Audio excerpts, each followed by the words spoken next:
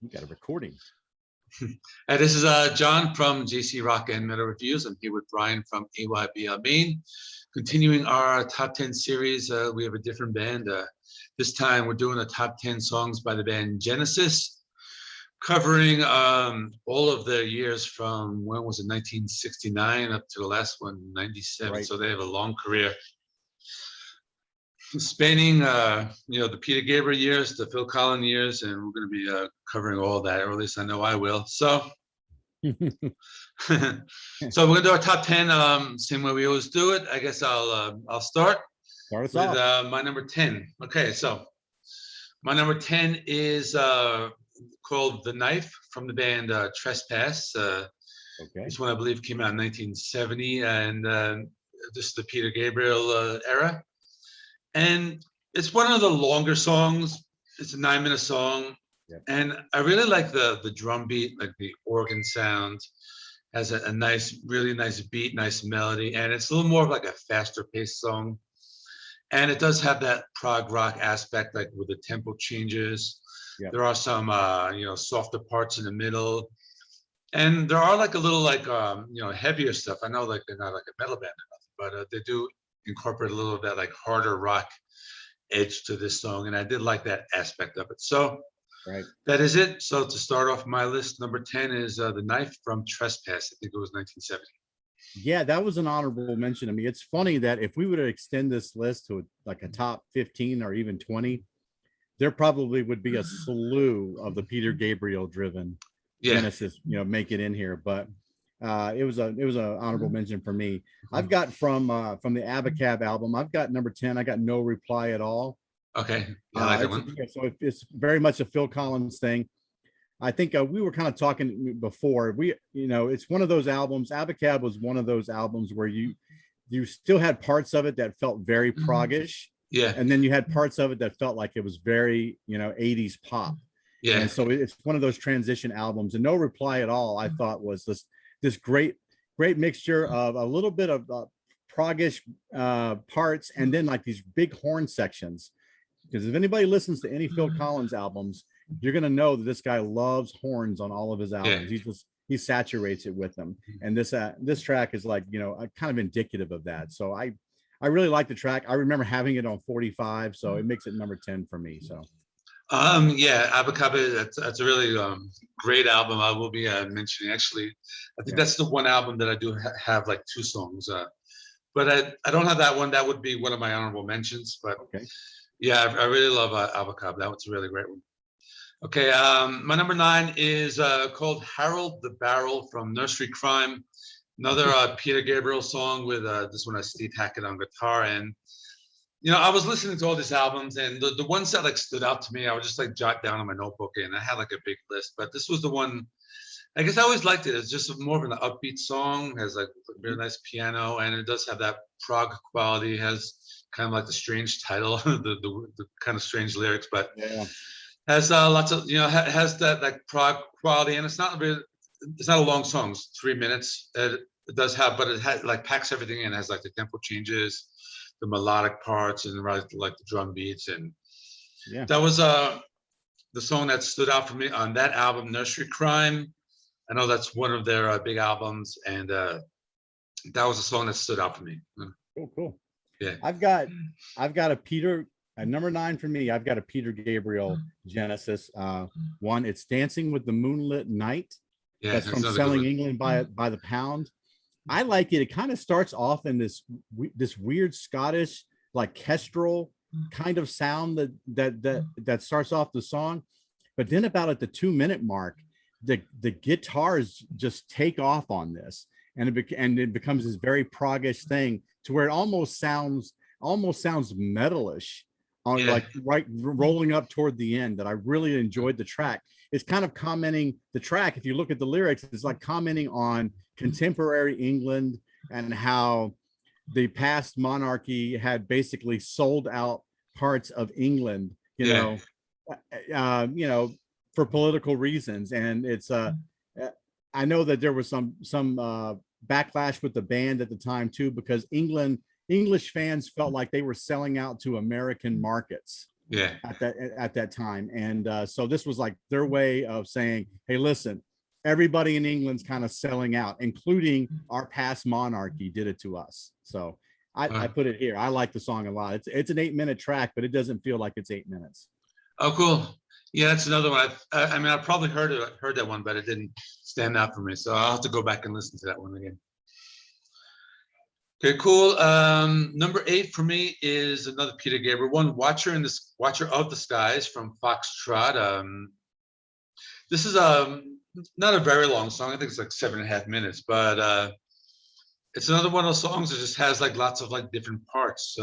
Starts out slow, has like that kind of like a church organ. Then at 2 minutes, like the band kicks in and then kind of goes into that like main melody, and eventually it starts to like pick up pace. It turns into like more of like a rock song. They incorporate a little more of that like hard rock elements and has different like tempo changes. And I think that this one has some like beats and like these like bass riffs, and this is maybe like the closest than there might have been to metal, or maybe the one you just said. But it does have like some like harder songs. Like I could actually imagine a band like Dream Theater covering this. I think that would sound really good. I actually like looked it up just to see if they ever did it. But this one I liked a lot. Out of the proggish songs. I think James LaJoy would love doing this song, huh? Yeah. Yeah, probably right. You're probably right. And yeah, and I Dream Theater, they like to cover a lot of stuff. I know they cover full albums, but cool. Yeah. All right, at number 8 for me, I've got from probably my favorite Phil Collins Genesis album, which is self-titled Genesis. Yeah. I got That's All. It's kind of a mostly piano. It's kind of a keyboard driven track, so Tony Banks gets to show off a little bit more on here. Obviously Phil Collins is, the lead singer here. I always, for some reason, I always liked the track. It was always catchy, even in its simplicity. So I put it here. There was I have like 2 or 3 other songs that are like in the top 16 from Genesis's album. So this is it's a big deal to even make the top 10, because I could have put a lot of songs there from this album. So that was another good album. That was another one I remember listening to a lot when I was younger. I will have one song from that album later on. So we're up to my number 7. So from the album Trick of the Tail, kind of a weird title called Squonk. I don't even know what it means, but this is the one, actually the first Phil Collins album, I believe, and Steve Hackett's still in the band. Another very proggy song. It's kind of long, about 6.5 minutes. And I really like the thick bass sound. It's a very melodic song. It's a prog song, with those that type of lyrics. But like you said with Phil Collins, like you do hear like him starting to incorporate like his own style into the song. So it's still that prog sound, but Phil Collins is kind of like bringing his own sound into it, and you do see that transition happening, especially on this album, Trick of the Tail. I really like the keyboard sounds, and it's a really, really good song. That's another one that stood out for me. I just like jotted down when I was listening to all the albums. Yeah, isn't it funny that nobody talks about Tony Banks from that band? Yeah, it seems like they have so much material that the keyboard played a prominent part in. Yeah, and he got no love. The guy got no love. Well, I know, it's good. Keyboardists, I guess got the guitarists always like outshine keyboardists, but I think like this is more of a keyboard heavy band, right? Yeah, it's true. Feels like it. Okay, for me, I'm circling back to at number 7. I've got Abacab, which maybe the most interesting way to come up with a song title is the fact that they were kind of experimenting where the starting point was going to be for the rhythmic section of it. And at one point they noticed they looked down and it actually spelled out the words Abacab. Now that's not the sequence that they actually used in the song, but that they gave the song that name because they thought that was kind of something that happened. Again, I like the driving drums on it, and Tony Banks's keyboards still makes it feel like it's got very much a prog, feel to it. And the extended version, if people listen to the 7-minute version instead of the 4-minute version, that last 3 minutes is almost nothing but pure prog rock. Yeah. You know, the extended version of it. So I for that reason, the extended version makes it at number 7 for me, not the single version that ended up being released in the United States.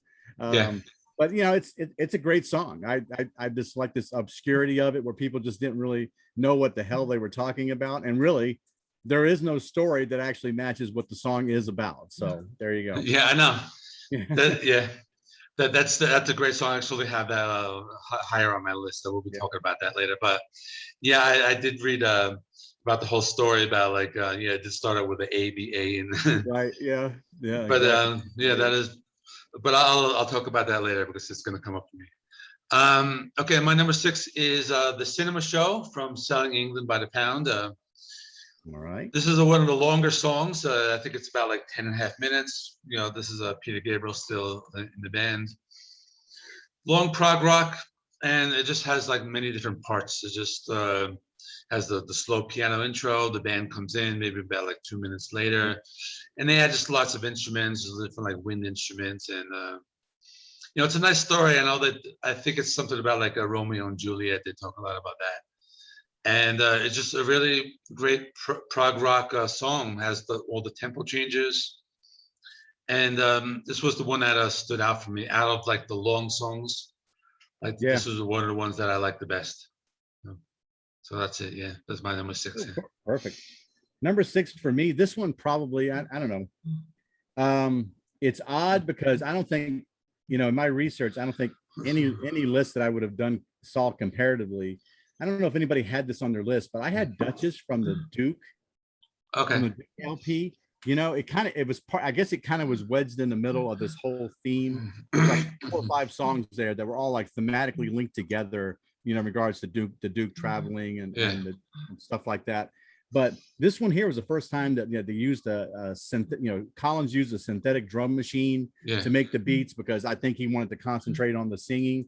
Has a very slow keyboard, little synthetic drum build to it, and then it gets into this big anthemic thing talking about this singer who loved her music, she loved singing, then she got super popular, and then the type her heart wasn't in it anymore because she wasn't doing it for the right reasons anymore, for the love of the music. She was doing it to be famous. And then when that started to wane, her being famous, she didn't have anything to cling on to, not her art, not her stardom, nothing. So it's kind of this dismal thing to it. So the lyrics were, you know, this sad thing, but these uplifting keyboards from Tony Banks again, you know, kind of give it this proggish feel about the track. And very much, this is like, for me, I thought like this was the album where half of it felt proggish and half of it felt pop.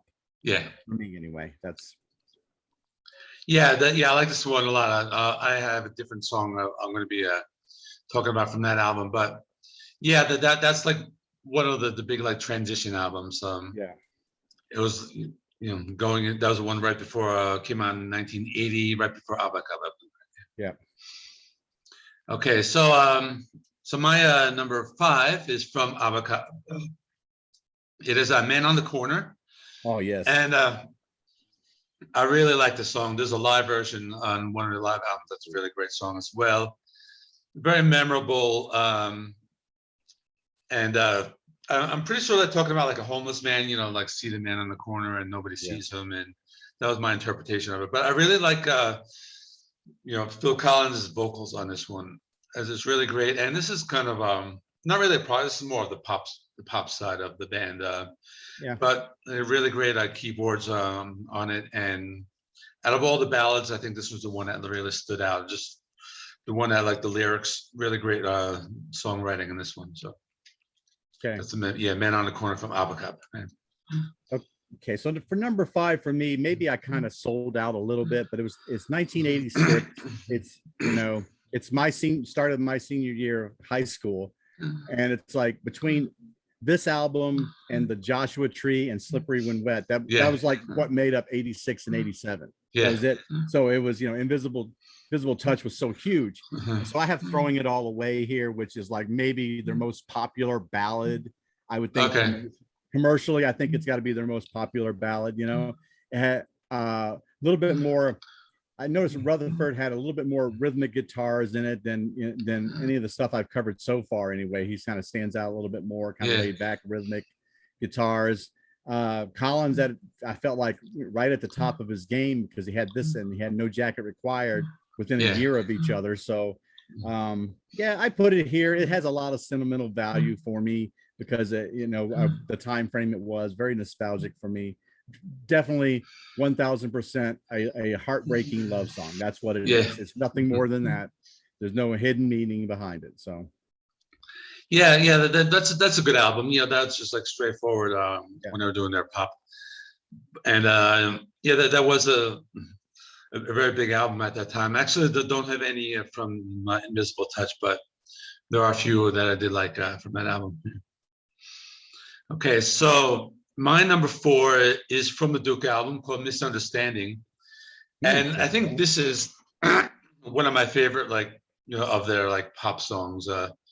This is when they were a 3-piece, Collins, Banks, Rutherford, and really great melody, great vocal performance. And, you know, this is where they are starting to change their sound. This is one of the more like poppier songs on the Duke album. But this is just, I think, one of their just like their catchiest songs, their most memorable songs. And when I was listening to that Duke album, like when I've like first like looked at the track list and I saw like Misunderstanding, like I wouldn't have remembered the song, but as soon as I heard it, it's like I'm like, I know the song. You know, this is such a great song, and you know that's been the one I've been like replaying like these past like 3 weeks. I really like it a lot.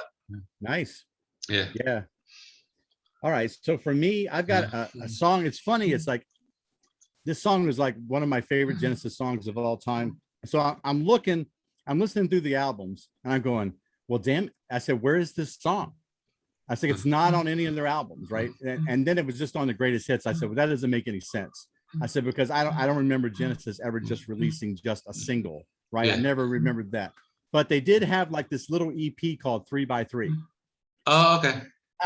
And they released it right there in the early 80s, and you know, I was like, wow, I didn't catch it. So it's Paper Late, which is a song that, you know, at first I'm going, what does even Paper Late mean? And actually it's like a British thing where the morning paper is the morning paper, but they used to release afternoon papers as well, you know, in the evening time, and those papers were called Paper Late, and that's what the boys would yell out when they were handing out papers in the evening. So it's, for me, it's like, again, I'm big on horns, and this was like a huge track with a lot of horns. Collins just, you know, his voice has just matured so much, and he seemed much more confident than he did in some of the earlier stuff that he was trying with Genesis. And it just seemed like this song, probably along with maybe this song and probably maybe something early in Invisible Touch would have felt like, okay, he owns the band now. It's no longer like him just like taking over a band in an interim way. It was like his band. It just felt like his band after this song. So love this song. If you haven't heard, you've heard Paper Late. I mean, I don't know. I mean, like I don't like recognize the name, but it's, you know, maybe I'll probably like recognize it if I do like listen to it. I'll probably like put it on after we finish. But just bust out a big horn section right from the beginning. It just jumps right in. Boom, Earth, Wind, and Fire type horns. Oh, cool. I'll have to go back and listen to that one. Yeah. Okay. So my number 3 is from the Genesis self-titled, Home by the Sea. Oh yeah. I really like this album a lot, and very catchy song. I really love the melody to it, and I really like, this is like one of his best vocal performances. And you know, it does have that nice sound, a little bit of the proggy, has like the nice keyboard sound, but it's also kind of like a pop song, you know. Yes. Lots of melody. And this one they also play live. There's a live version. I think the live version is just as good on one of their big live albums. Yes. And so that's my number 3. I really like this song a lot, Home by the Sea. Yeah, another one. I had Home by the Sea and Illegal Alien from this album, like right there. Yeah. Oh, I mean, this album is so strong. I mean, it's a really strong album, and it's like, wow, you know, to think that like some of these weren't, you know, I think this Illegal Alien was released as a single in the UK, but not the US. So it's one of those weird things. Yeah. But a great song. For number 3 for me, again, kind of maybe a sellout, but I love the music video. Maybe one of the top 3 music videos from the 80s, you would think. Land of Confusion. Yeah. You know, with the little Muppets and making fun of Ronald Reagan and his Cold War with the Russians and everything, which is really what the song is about. You know, it's like living in the middle of the Cold War and these posturing politics that you know, between Reagan and Khrushchev and all those guys like that. It's great though. I mean, it's got this thundering drums, which I love the drums on this, you know, and the guitars are wailing, and it's got a great bridge to it, you know. It's just, overall great. It's a great song. Maybe you think it's the most recognizable song worldwide of being a Genesis song, I would think. That's a great song. That one's very memorable. I do remember the music video, watching it on MTV back in the day. That probably would have been like my number 11. That was the one I like just missed the cut. Right. And it's a good song. And there's a metal version. The band Disturbed, they did a cover of it. Oh yes, they did. Yes. I don't know if you heard it. Yeah. Yes, I have. Yeah. Yeah. So yeah, that's another good song. But my number 2, this is another one that, like, I didn't know I knew it. I didn't know I liked it, but once I heard it, I'm like, I love the song, called "Follow You, Follow Me," from And Then There Were Three. You know, this is the album. They were a 3-piece. Collins, Banks, Rutherford. Another really great, well-crafted pop song, very melodic. Really love the lyrics, and this is just one of those songs that, you know, the album And Then There Were Three. I never really heard of the album. You know, I'm looking at the track list. If I looked at the track list, I didn't really know any of the songs, but once I heard this, I'm like, you know what? I really love the song. This is another one of those songs that just like jumped out at me, and another one that I've been like listening to a lot, you know, these past 3 weeks. So it's just very melodic, very catchy. It's a very memorable pop song. That's why I like "Follow You, Follow Me." Good. Yeah. Okay, number 2 for me, you've already covered, so there's not it's from Duke. It's "Misunderstanding." Yeah. I think it is like that first real pop song for them. Yeah. It's even so, I won't say cheesy, but it is kind of cheesy. Like they're saying, there must be some misunderstanding, and they go, woo. I mean, it's kind of this doo-wop little thing that they're all singing together there. I was like, man, I said, if that's not like a pop song, then I don't know what's going to be a pop song for Genesis on that album. It's definitely it. But it's like, it's one of those, you know, I listen to Duke probably because it's like the one album of the Collins years that I had not listened to a lot. So I listened to probably Duke the most of all of these. And Misunderstanding was just, it climbed way up my list as we went. When you start throwing preliminary songs in and then you start ranking them, I mean, every time I turned around, I go, I like Misunderstanding more than that song. It just kept moving up. And I know. It's just such a catchy song. It is really good. Okay, so so we're up to number 1, and my number 1 is Abacab, the song Abacab from that album.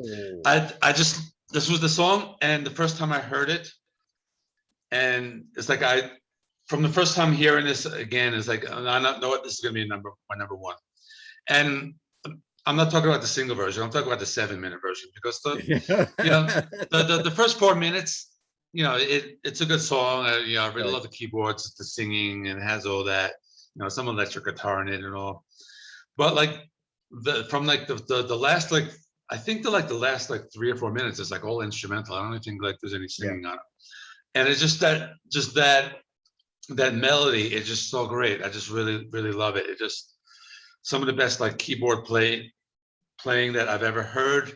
You know, I'm more of a guitar guy. You know, I always like gravitate towards guitar sounds, but just that keyboard, it's just so infectious. Just I really loved it. And that's why I put it at number 1. That's why I knew it was my number 1. And that's probably. Did you notice that they sped up the horn section at the end of that song? There's a horn section, but it's like it's going just a quicker tempo than it's supposed to. Yeah. I don't know whether that must have been something they did post-production on it to give a different feel with the rhythm of the song, you know? Yeah, maybe I'll have to go back to it. Yeah. Yeah. But go back and listen. yeah, so but that was my number one. That was just the one that, you know, once I heard it, like that's gonna be my one. Good.